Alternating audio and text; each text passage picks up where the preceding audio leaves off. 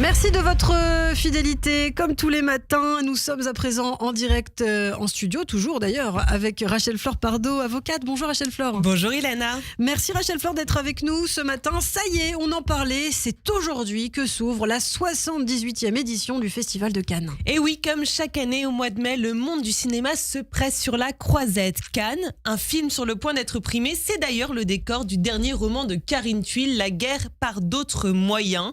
Elle y décrit l'effervescence cannoise où se mêlent stars mondialement connues, acteurs, actrices de second rôle, mais aussi passionnés journalistes, stylistes, maquilleuses et coiffeurs. D'après elle, le Festival de Cannes donne un aperçu de toutes les variations sociales à grande échelle, de manière exacerbée, et tout ça au nom du cinéma, la machine à rêver. Une machine à rêver, c'est donc ça le cinéma. Le cinéma nourrit nos fantasmes, façonne notre imaginaire collectif. Par les images qu'il véhicule, les films jouent un rôle essentiel de représentation et d'incarnation. Le cinéma, peut-être plus encore que les autres secteurs culturels, influence les cultures et les mœurs.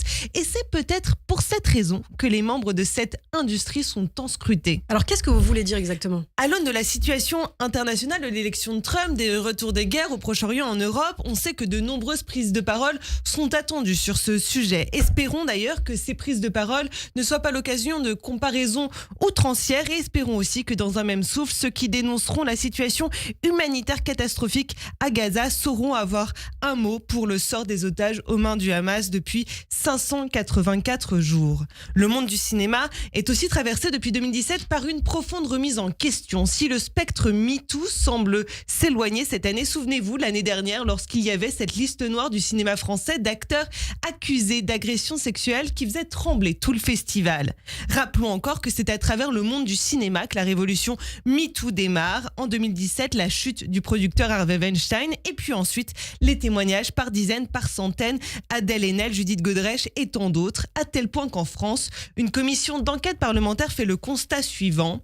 Les violences morales, sexistes et sexuelles dans le monde de la culture sont systémiques, endémiques et persistantes. Systémiques au sens où l'organisation du travail, les pratiques professionnelles et les représentations qui les fondent favorisent l'apparition et le développement de pratiques violentes. Est-ce que ça veut dire qu'il y a plus de violences sexuelles dans le cinéma qu'ailleurs ? Pas forcément, mais il y a dans cette industrie, c'est certain, un terrain propice aux violences, les temps de tournage, de promotion, de festivals, les castings, un certain rapport au corps, le grand nombre de métiers précaires aussi. Et les violences, ils sont sans doute évidemment plus visibles, et les phénomènes d'emprise encore exacerbés par le charisme, l'argent, le pouvoir et la notoriété qui trop souvent vont de pair avec impunité. Alors rassurez-nous Rachel Flore, est-ce que les choses changent ? Ça bouge. Depuis cette année, le règlement de la sélection officielle prévoit qu'à chaque fois qu'une production soumet un film, elle doit assurer que les conditions de sécurité, d'intégrité, de dignité des personnes ont été respectées tout au long du processus. L'enjeu est là de changer certaines pratiques bien installées sur les plateaux de cinéma qui pendant trop longtemps ont permis à l'impunité de perdurer. Sur la place des femmes aussi, on avance. Cette année encore, c'est une femme qui préside le jury. 7 femmes sont en lice pour la Palme d'Or, un record. Et dans l'ensemble de la sélection, 25% des films sont réalisés par des femmes. On progresse, mais le cinéma reste encore largement dominé par ce que l'on appelle le male gaze, c'est-à-dire le regard masculin qui, sans doute, a sa part de responsabilité dans l'érotisation de l'emprise et la diffusion de la culture du viol.